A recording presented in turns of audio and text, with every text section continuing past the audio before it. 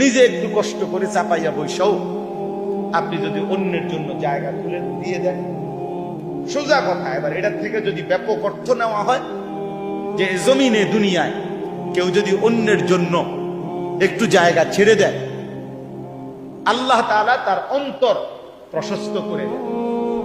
আর অন্তর প্রশস্ত করে দেয় মানে কি? মানে হলো আল্লাহ তাআলা তার অন্তরে একটি আলো জ্বালিয়ে দেয়, যেই আলোর বরকতে জান্নাত পর্যন্ত রাস্তা তার জন্য সহজ হয়ে যায়।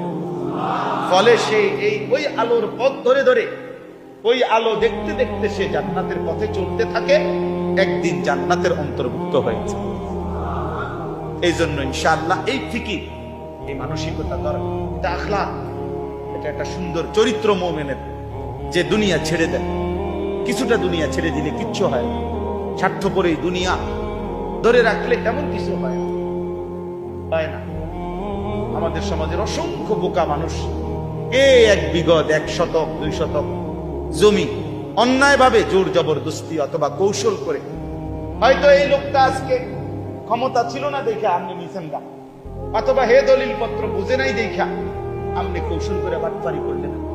আর নাই তো আপনি টাকা খাওয়াইয়া মেল মিটিং দেন দরবারে, সর্দার মাতব্বরে পয়সা খাওয়াইয়া আপনি চালাকি করলেন। আরে মানুষের বুঝালেন, আর আমি 10 জনের দেখাইয়া ঠিক মতো লইছি, কিন্তু আপনার দিলে জানেন আপনি যে এটা আসলে মিথ্যা বাটপারি।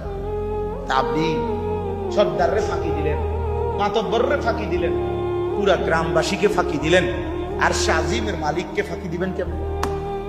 তিনি দেখেন নাই? কথা বলেন না, তো উনাকে ফাঁকি দিবেন কিভাবে? আলাম ইয়ালাম বিআন্নাল্লাহ ইয়ারা।